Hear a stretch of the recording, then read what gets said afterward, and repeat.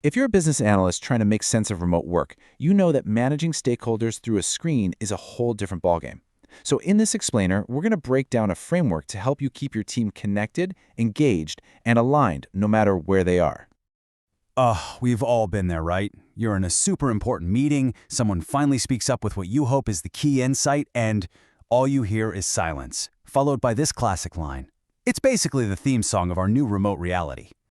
And it kind of makes you wonder, has the mute button accidentally become our #1 collaboration tool? It's funny, but it also points to a huge problem. All the miscommunication, the missed cues, and just that general feeling of being disconnected. And that right there, that's the core of the challenge. As business analysts, we're now trying to manage stakeholders we've never even shaken hands with. Our job now depends on navigating this digital minefield of half-muted calls, frozen screens, and that awful audio echo.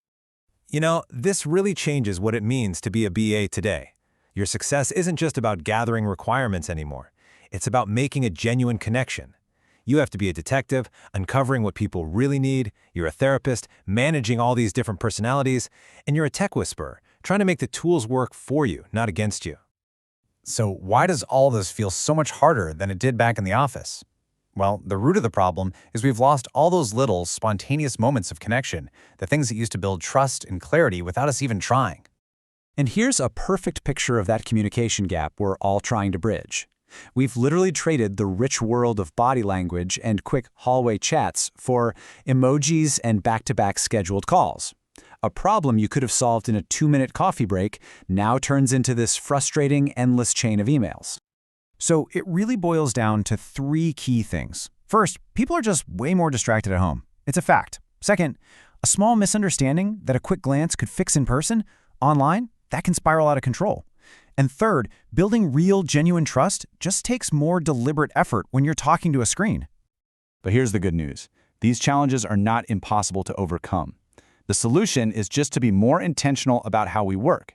And that brings us to a really clear, actionable framework for mastering this whole remote stakeholder thing.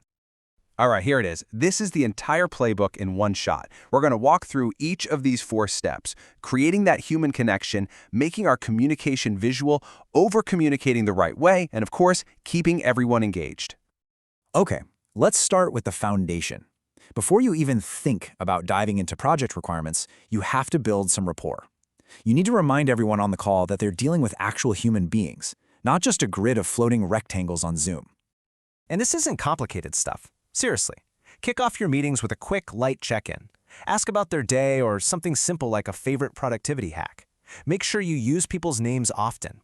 And showing some real appreciation for their input, just saying something like, "Thanks, Priya, that's a great point." That goes an incredibly long way. Next up, visuals.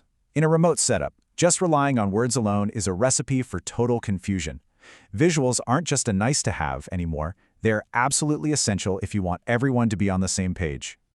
So, the mantra here is pretty simple. Show, don't just tell. Use tools like Miro or FigJam for whiteboarding. Map out processes with flowcharts. When you're talking about something, share your screen. And that phrase, "I don't get it," that's not a roadblock. It's your cue to find a different way to visualize the concept until it finally clicks for everyone. Okay, on to step 3. Now, this might sound a little counterintuitive, but in a remote world, you have to over-communicate. The trick, though, is to do it smartly. This is honestly your best defense against misalignment and that classic excuse, "Oh, I must have missed that email." And here's how you do it smartly. You set up clear channels for specific things. So, final decisions, they get documented in an email or on a Confluence page. Quick brainstorms, that's perfect for chat.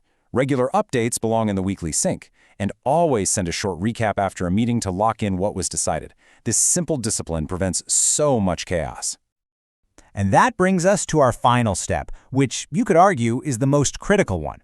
You have to actively work to keep everyone engaged. Why? Because on a virtual call, silence does not mean everyone agrees.